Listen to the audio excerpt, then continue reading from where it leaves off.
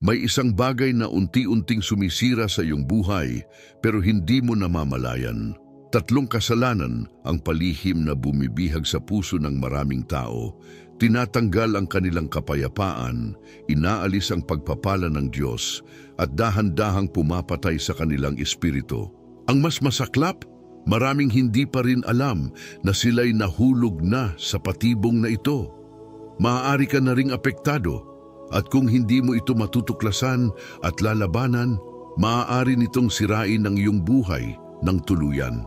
Ang Biblia ay maliwanag pagdating sa panganib ng mga kasalanang ito. Ito ang naging dahilan ng pagbagsak ng mga pinili ng Diyos noon, ang sumira sa maraming pamilya at ang naglayo sa libo-libong tao mula sa presensya ng Panginoon. Ngunit narito ang mabuting balita. May paraan para malampasan ito. Ang salita ng Diyos ay nagbibigay ng tiyak na solusyon upang mapalaya ka mula sa bitag na ito at muling mapalapit sa Diyos. Kaya manatili ka hanggang sa dulo ng video dahil maaaring ito na ang pinaka-importanting mensaheng maririnig mo sa buong buhay mo. At bago tayo magsimula, i-comment mo nga, alin sa 3 kasalanang ito ang sa tingin mo ang pinakamapanganib? Gusto kong malaman kung paano mo ito naiintindihan bago natin talakayin ang sagot ng Biblia. Huwag mong hayaang palampasin ito dahil ang hindi mo alam, maaaring siya nang sumisira sa iyong buhay ngayon. May isang kasalanan na tahimik na sumisira sa maraming buhay at madalas hindi ito napapansin, ang pagmamataas. Ang taong mayabang ay nag-iisip na kaya niyang gawin ang lahat ng mag-isa, na hindi niya kailangan ng tulong ng Diyos. Ngunit ang ganitong pag-iisip ay mapanganib. Sa Biblia, makikita natin kung paano bumagsak si Lucifer dahil sa kanyang labis na pagnanais na maging kapantay ng Diyos. Isaiah 30:12-15. Isipin mo ito. Mula sa isang nilalang na puno ng liwanag, siya'y naging hari ng kadiliman dahil sa kanyang sobrang pride. Hindi ba't ito rin ang nangyari kina Adan at Eva? Niloko sila ng ahas, pinaniwala silang pwede nilang maging tulad ng Diyos at sumuway sila, Genesis 3:5-6. Ang kanilang pagmamataas ay nagdulot ng kasalanan at kamatayan sa mundo.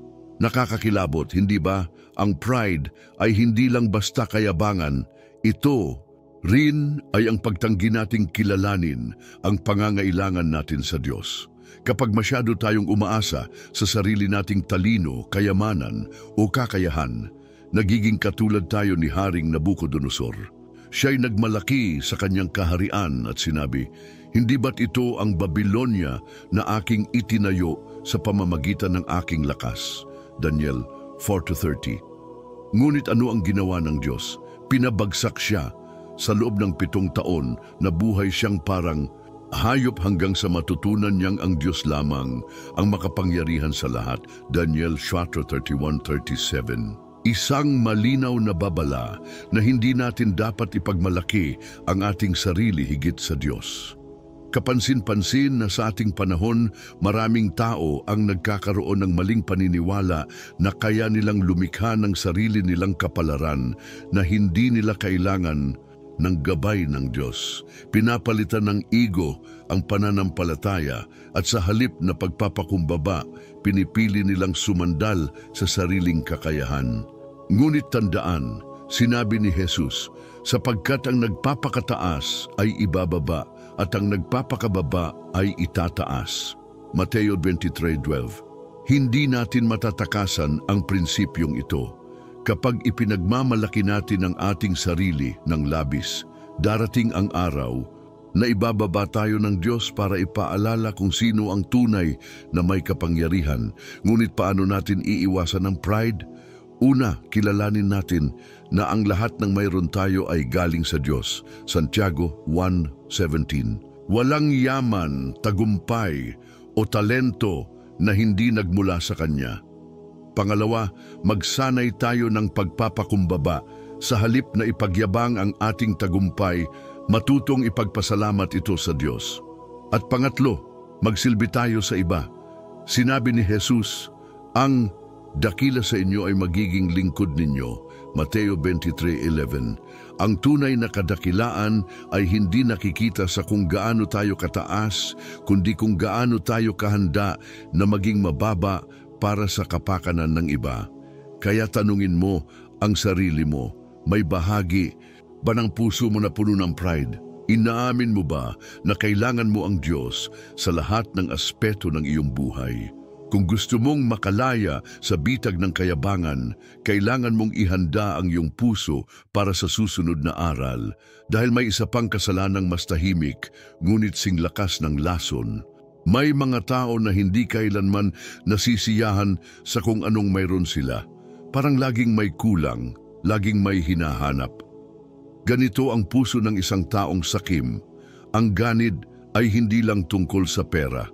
Maaari itong maging kasakiman sa kapangyarihan, kasikatan, material na bagay o kahit sa atensyon ng ibang tao. At alam mo ba, isa ito sa mga kasalanang nagdadala ng matinding kapahamakan sa buhay ng tao. Sa Biblia, malinaw na ipinakita kung paano nasira ang buhay ng mga taong hinayaang lamunin sila ng ganid. Isang halimbawa ay si Aka na tumangay ng mga tinaguriang itinalagang bagay ng Diyos mula sa Jericho, Hosea 7:20-21. Sa isang iglap, dahil sa kanyang kasakiman, hindi lang siya ang nasira, pati ang kanyang buong pamilya. Sa 1 Timoteo o 10, malinaw na sinabi, sapagkat ang pag-ibig sa salapi ay ugat ng lahat ng kasamaan. Maraming tao ang nadadala ng kasakiman at nauuwi sa kasalanan. Isipin mo na lang si Haring Akab at si Reyna Jezebel. Ninais nilang makuha ang ubasan ni Nabot kahit na pag-aari iyon ng kanyang pamilya sa loob ng maraming henerasyon. 1 Hari 21:1-16. At ano ang ginawa nila? Pinapatay si Nabot para lang mapasaka nila ang isang simpleng ubasan. Tingnan mo kung paano hinahayaan ng kasakiman na gumawa ng kasalanan ang isang tao kahit pagpatay. Nakakatakot, hindi ba? Ang isang maliit na pagnanasa ay lumalaki, kumakain sa puso at ginagawang alipin ng isang tao hanggang hindi na niya namamalayan kung gaano siya kalalim sa kasalanan. At hindi ba ito eksaktong nangyayari ngayon? Maraming tao ang handang magsinungaling, mandaya at maging sakim para lang sa pera at kasikatan. Ang ilan ay nangungutang ng labis dahil gusto nilang bumili ng higit sa kanilang makakaya. Ang iba naman ay naiinggit sa mga nakikita nilang mas mayaman o matagumpay sa social media, kaya't gumagawa ng paraan para mahigitan ang iba. Ngunit anong sabi ni Jesus? Mag-ingat kayo. Huwag kayong maghangad ng kayamanan sapagkat ang buhay ng tao ay hindi nasusukat sa dami ng kanyang ari-arian. Lucas 12:15. Kapag inuna natin ang material na bagay kaysa sa Diyos, nawawala ang tunay na halaga ng buhay. Kaya paano natin ito maiiwasan? Una, magsanay ng pasasalamat. Kapag natutunan mong maging kontento sa kung anong meron ka, hindi mo na kailangang habulin ang hindi mo kailangan. Ikalawa, maging mas maingat sa iyong mga hangarin. Hindi masama ang magnanais ng mas magandang buhay, pero kung ang nais mo ay nakakasama sa iba o naglalayo sa Diyos, hindi na ito tama. Ikatlo, maniwala na ang Diyos ang tunay na nagbibigay ng ating pangangailangan. Sinabi sa Mateo 1:33, ngunit hanapin muna ninyo ang kaharian ng Diyos at ang kanyang katuwiran, at ang lahat ng mga bagay na ito ay idaragdag sa inyo. Ibig sabihin, kung inuuna mo ang Diyos, siya mismo ang magbibigay ng sapat para sa iyo. Kaya bago ka mahulog sa patibong ng kasakiman, tanungin mo ang sarili mo, sapat na ba ang Diyos sa buhay mo? O hinahanap mo pa rin ang mga bagay na walang hangganang kasiyahan? At alam mo ba, may isa pang kasalanan na madalas ay nagsisimula sa maliit na isipin pero nagdadala ng matinding pagkasira sa buhay. Ang susunod na kasalanan ay isa sa pinakamapanganib sa ating espiritu. Maraming kasalanan ang nagsisimula sa isip at isa sa pinakatusong kaaway ng espiritu ay ang pagnanasa. Sa unang tingin, parang wala namang masama sa isang simpleng pagnanasa, pero ito ang eksaktong bitag na ginagamit ng kaaway para sirain ang buhay ng tao. Hindi ito basta pisikal na tukso, ito ay isang apoy na unti-unting tumutupok sa puso at isipan. Ang Biblia ay napakalinaw pagdating dito.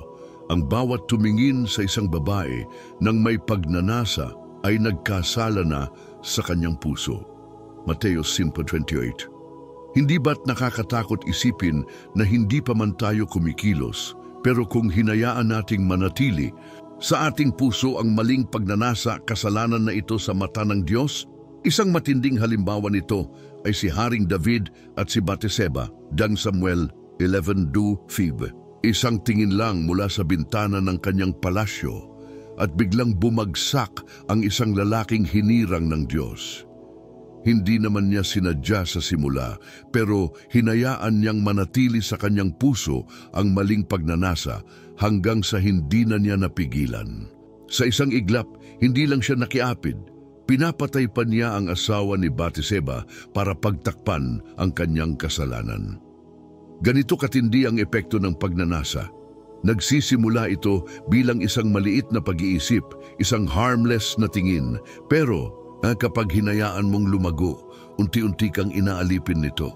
Hindi ba't ganito rin ang nangyayari sa ating panahon? Ang social media, internet at media ay punong-puno ng tuksong nakabalot sa kagandahan. Ang kultura ng mundo ay nagtuturo na okay lang ang lahat basta't magbibigay ito ng kasiyahan, ngunit hindi ito ayon sa plano ng Diyos. Sinisira ng mundo ang konsepto ng tunay na kabanalan at pagmamahal. Pinapalitan ito ng maling pananaw na normal lang ang pagiging alipin ng pagnanasa. Ang masakit dito, maraming hindi namamalayan na unti-unti nang lumalayo sa Diyos dahil sa ganitong kasalanan. Ang puso na dati malinis at busog sa salita ng Diyos ay unti-unting natutuyot dahil mas pinili ang tukso kaysa sa kabanalan. Ngunit paano tayo makakawala sa bitag ng pagnanasa? Una, kailangan nating disiplinahin ang ating isip. Sinabi sa Roma 12:2, huwag kayong makiayon sa takbo ng mundong ito, kundi magbago kayo sa pamamagitan ng pagbabago ng inyong isip, upang masuri ninyo ang mabuti, kalugod-lugod at ganap na kalooban ng Diyos. Ang labanan ay nagsisimula sa ating pag-iisip. Pangalawa, iwasan ang mga bagay na nagtutulak sa atin sa kasalanan. Kung ang isang bagay ay nagiging sanhi ng ating pagbagsak, telebisyon, social media, musika, tao o sitwasyon, mas mabuting iwasan ito. Pangatlo, palakasin ang relasyon kay Jesucristo. Kapag ang puso mo ay busog sa salita ng Diyos, hindi na magkakaroon ng puwang ang kasalanan. Araw-araw, ipanalangin ang sinabi ni David sa awit 51:10, lumikha ka sa akin ng isang pusong dalisay, O Diyos, at baguhin mo ang aking espiritu upang maging matatag ako sa iyo.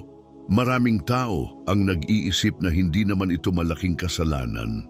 Ngunit tandaan, sinira ng pagnanasa ang buhay ni David, pinalayo nito ang maraming tao sa Diyos, at patuloy itong bumibihag sa napakaraming espiritu ngayon. Hindi ito isang maliit na bagay, kaya bago pa mahulog sa patibong, itanong mo sa sarili mo, sino ang may kontrol sa iyong puso, ikaw ba o ang Diyos? At alam mo ba, ang tatlong kasalanang ito ay may solusyon.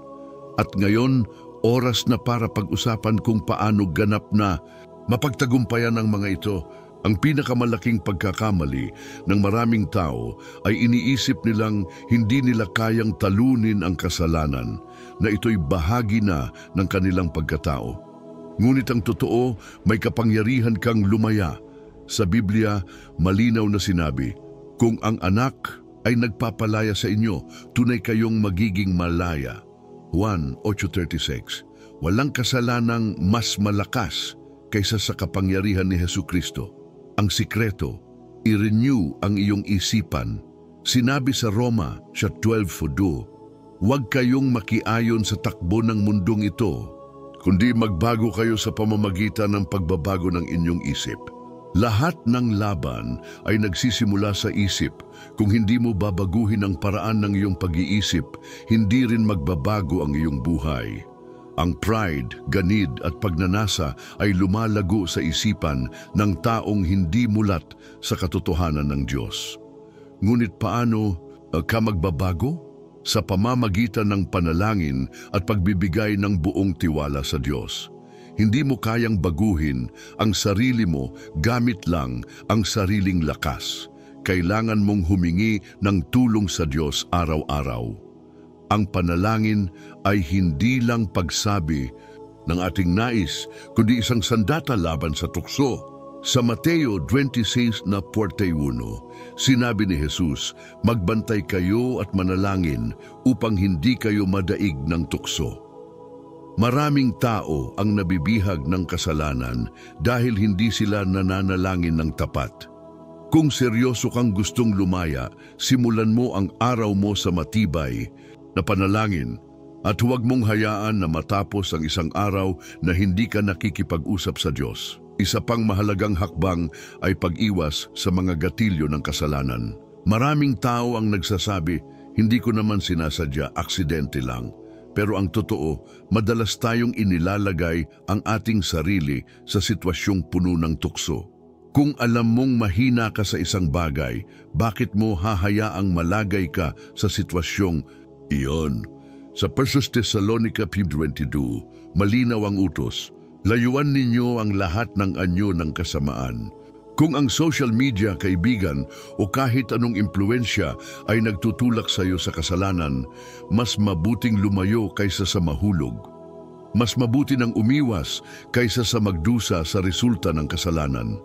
Isa pang sikreto para mapagtagumpayan ang kasalanan ay ang pagkakaroon ng tamang samahan. Sa 1 Corinto 15:23, sinabi, ang masasamang kasama ay sumisira ng mabuting pag-uugali. Hindi mo kayang lumaban mag-isa. Kailangan mong mapalibutan ang sarili mo ng mga taong nagmamahal sa Diyos.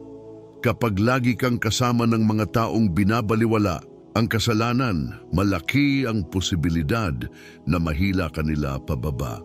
Pero kung napapaligiran ka ng mga taong may takot sa Diyos, tutulungan kanilang manatili sa tamang landas. Hanapin ang mga taong magpapaalala sa iyo ng salita ng Diyos, hindi ang magdadala sa iyo sa tukso. At higit sa lahat, palakasin ang relasyon mo kay Jesucristo. Ang dahilan kung bakit maraming tao ang patuloy na bumabagsak sa kasalanan ay hindi sapat ang relasyon nila sa Diyos. Sabi sa Mateo 6:33, hanapin muna ninyo ang kaharian ng Diyos at ang kanyang katuwiran, at ang lahat ng bagay na ito ay idaragdag sa inyo. Ang tunay na tagumpay laban sa kasalanan ay hindi sa sarili mong lakas, kundi sa kapangyarihan ng Diyos sa buhay mo.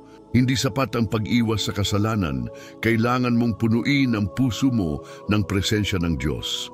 Kapag mas lumalapit ka kay Jesus, mas lalong nawawala ng puwang ang kasalanan sa buhay mo. At ito ang tunay na tagumpay. Ngayon, alam mo na ang tatlong kasalanang sumisira sa iyong buhay at kung paano ito labanan. Ngunit may isang bagay pang dapat mong gawin. Ngayong alam mo na ang tatlong kasalanang unti-unting sumisira sa iyong buhay, oras na para gumawa ng desisyon. Mananatili ka bang alipin ng mga ito o pipiliin mong lumaya sa kapangyarihan ng Diyos? Ang solusyon ay nasa harapan mo na, ngunit ikaw ang dapat kumilos. Simulan mong palakasin ang iyong relasyon kay Jesucristo, magbantay sa iyong isipan at huwag hayaang manalo ang kaaway sa iyong buhay. Ano sa tatlong kasalanan ang pinaka-nagpapastruggle sa iyo? I-comment mo sa ibaba at sabihin kung anong hakbang ang gagawin mo para lumaya sa bitag nito. At kung naniniwala kang may taong nangangailangan ng mensaheng ito, i-share mo ang video. Baka ito ang magligtas sa kanilang espiritu. Huwag kalimutang mag-subscribe sa channel at i-turn on ang notification bell. dahil marami pa tayong malalalim na aral mula sa Biblia na dapat mong malaman. At kung gusto mong malaman ang isa pang madalas na kasalanan na humahadlang sa pagpapala ng Diyos, panoorin mo ang susunod na video na lalabas dito sa screen. Ako si Marco at laging tandaan, ang tunay na tagumpay ay nagsisimula sa isang pusong sumasamba sa Diyos. Pagpalain ka ng Panginoon